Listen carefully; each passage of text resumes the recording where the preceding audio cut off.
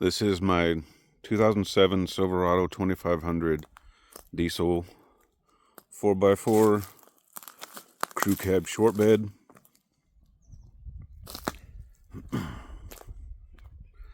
Don't even know where to start. It's got telescoping power tow mirrors. It's got amp research power steps on it. Sometimes they're finicky. There's switch here in the door catch that triggers the steps to deploy. On occasion I do have to give it a little wiggle. You can see there's a blemish on the seat right there. On the driver's side, passenger side's good. This was originally cloth with 6 passenger. I swapped in the front and rear leather seats from my and console from I believe an 06 Silverado. I swapped in the front door panels to get the memory and the heat function. That all works. The power all works on both sides. Lumbar works. When I swapped in the seats, I also removed the factory wiring harness for the seats and ran it all through, so it was all plug and play. I got the trailer brake controller, in-cab control for the airbags. Key has to be on.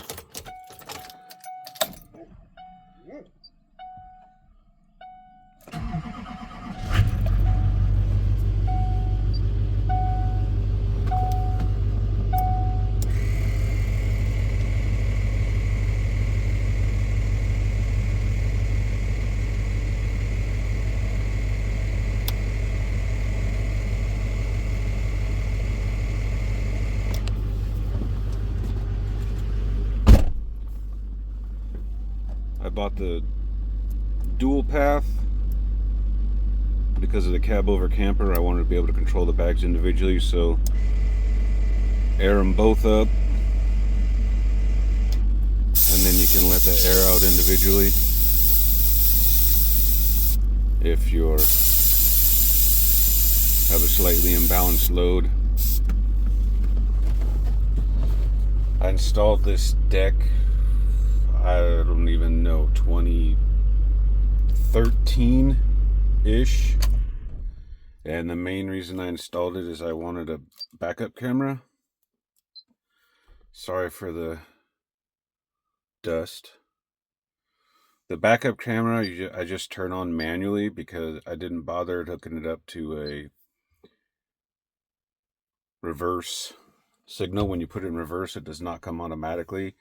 I just wanted to be able to look at the camera all the time, so that's why I did it that way. You just hit there and hit camera. Edge CTS3 I use just for gauges. I had it the original CTS installed for gauges, and then a 5-position switch and tunes all done by Brown's Diesel.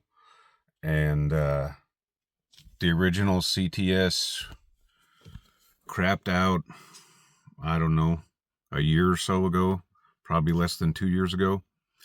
And so I replaced it with the CTS3. The switch for the tunes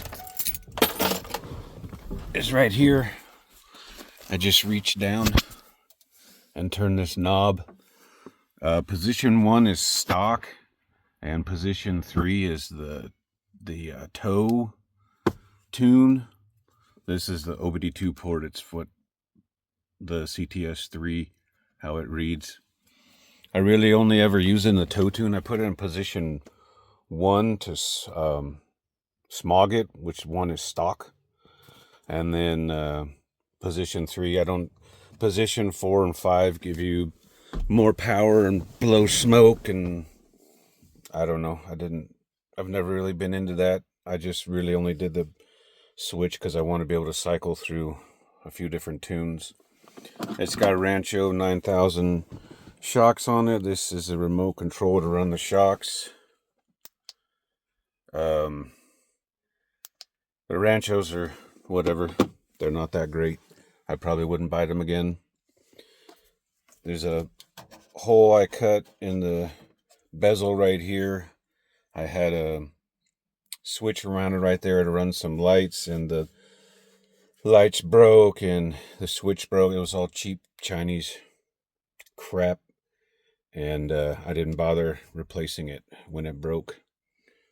I'm sure you can find this, replace this bezel if that hole bothers you. Let's see, what else? Here's the rear.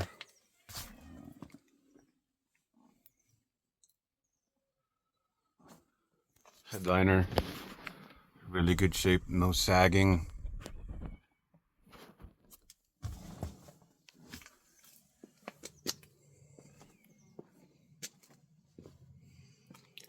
Let's see. Seats flip forward. Other seat does the same.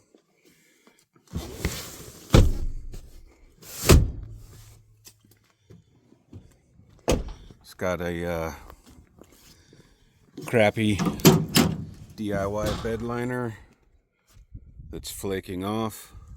I regret that choice. I have the bed mat in here from when I hauled the cab over camper. There's nothing there. Never had a hang on, hop up in here. This truck's never had a fifth wheel or a gooseneck.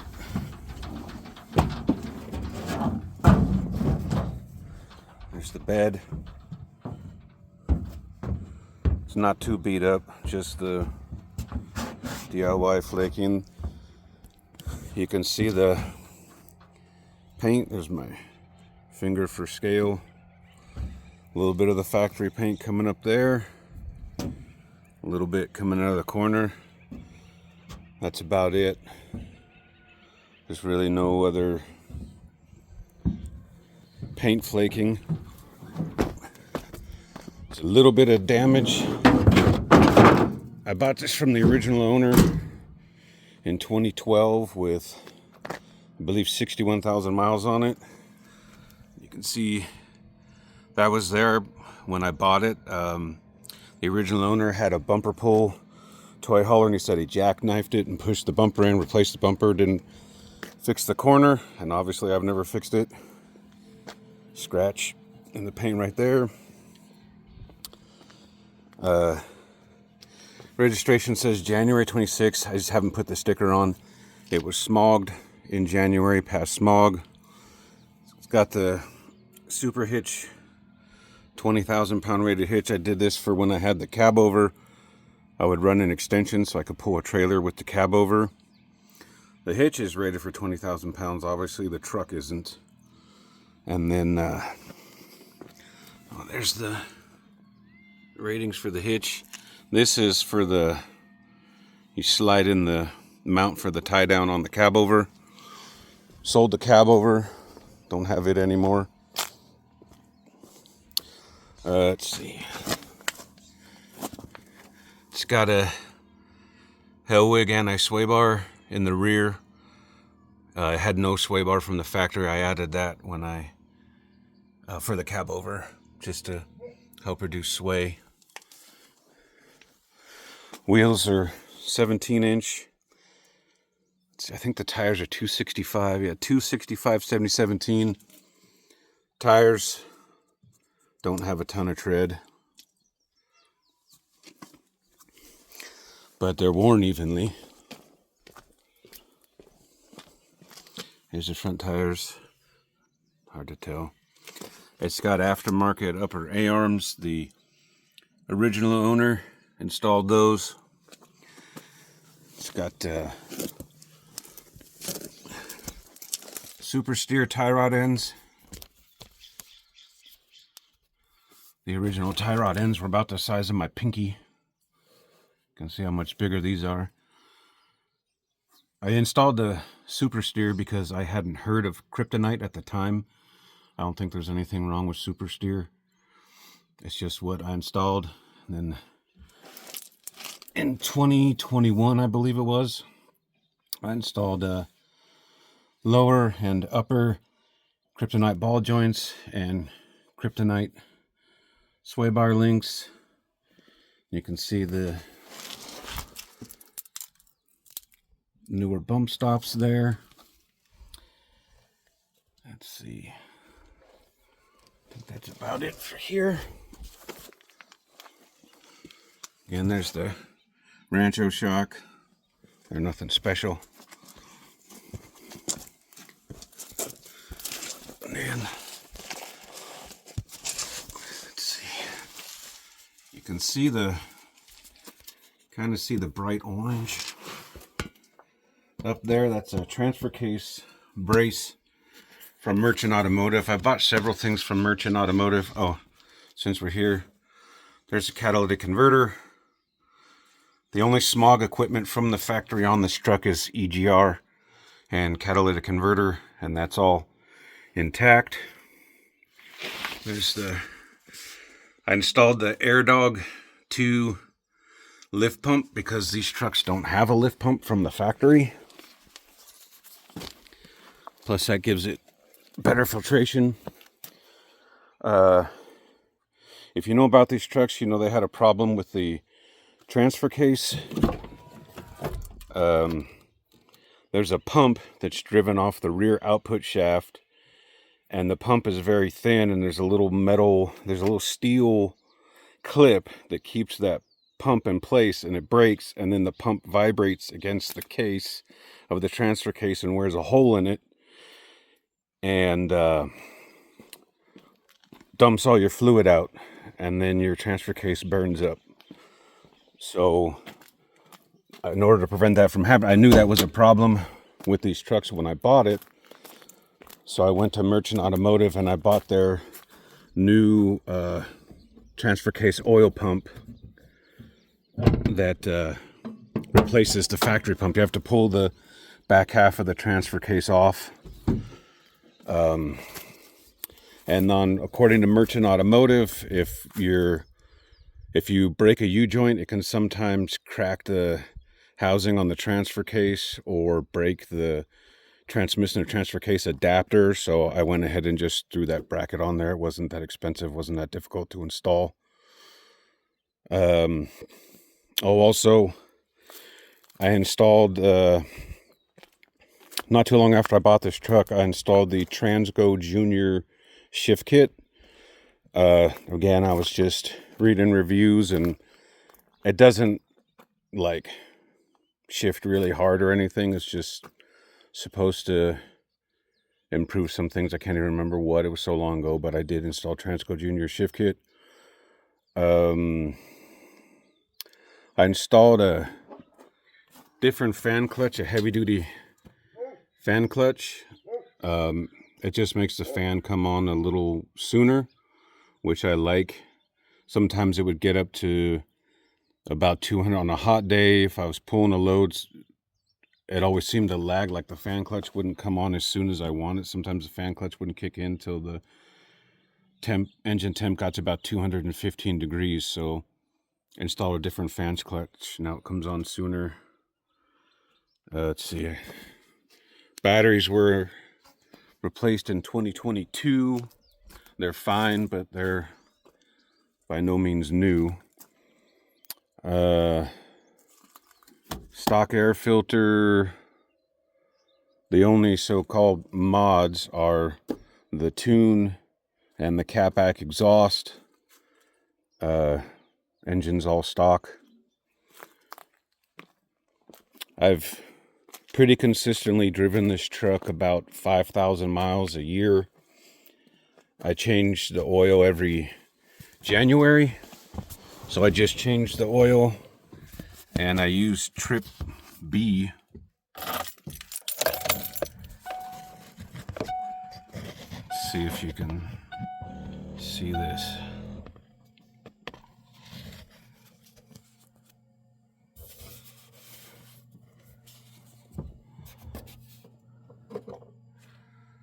So Trip A, Trip B,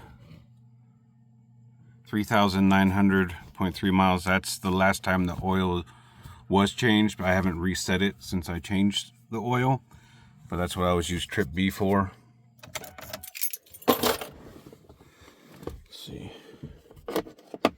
Stereo has a remote. Don't know why. It's right there. Let's see, so what did I buy this truck for? I bought it to pull. I had a 23-foot bumper pull toy hauler. I had a 2010 Eclipse Attitude toy hauler, and then I sold that and bought the cab over camper, and then started pulling the enclosed trailer. And now why am I selling it? Because things have changed, things have happened, sold some stuff, lifestyle changes, no longer have the cab over camper, and sold my wife's SUV, bought a half-ton truck, and just don't need a HD diesel anymore. Don't need an extra vehicle. I have too many vehicles, so gotta let this one go. I've gone back and forth for months. Didn't want to sell it, don't want to sell it, but just don't really have a reason to keep it. There's the front, the mount to slide in for the tie down for the cab over camper.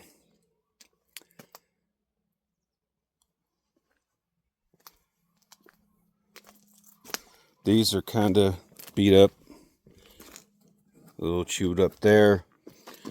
I cut these holes out to mount fog lights and didn't do a very good job. I actually have both of these brand new in box, these upper and lower pieces, and haven't installed them. This is a hitch. I think it's rated for 500 pounds. I put a bike rack on there one time. I mostly would put a basket in it to haul extra stuff when I had the cab over and wasn't pulling a trailer and wanted extra room. But most of the time when I had the cab over, I was pulling the enclosed trailer, so I just threw everything in there.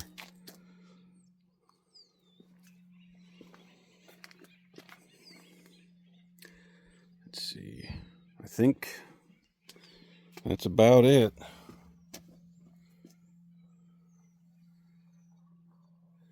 It's got the captain chairs.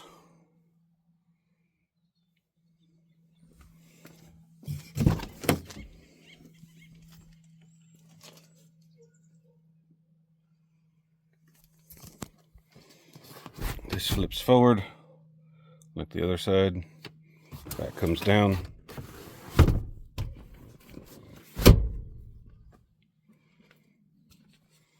Manual sliding window, rear window.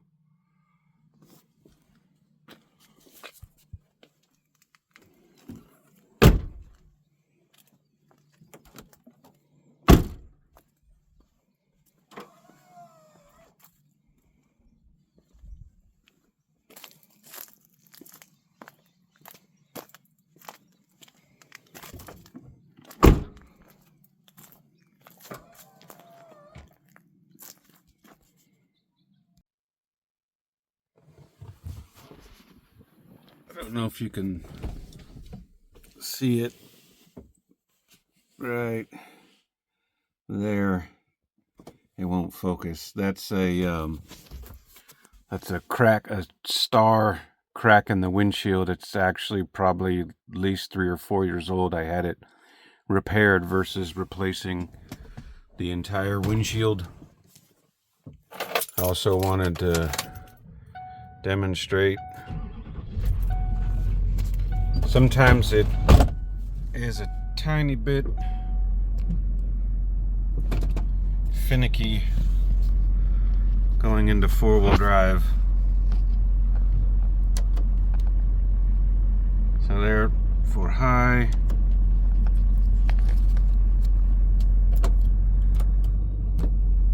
For low, up to the neutral. It went into 4 low. go back to 4 high. So there it's at 4 high and 2 high. So no problems that time.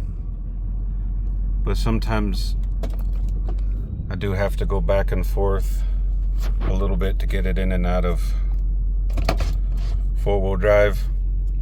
And then I also didn't mention earlier that it has transmission cooler. Not too long after I bought it, the transmission cooler lines started leaking, one of the lines, and that was another known issue with these trucks back in the day. So I installed the Merchant Automotive transmission cooler lines. And then that just reminded me of something else. Don't know if you're going to be able to see it, but behind the grill is the transmission cooler. This is the factory transmission cooler. Originally it was here in the bumper, and it was just these little slots. And on occasion, on a really hot day with the AC cranking, the transmission, I don't remember what it would get up to, but it'd get a little warmer than I liked, and so I would slow down.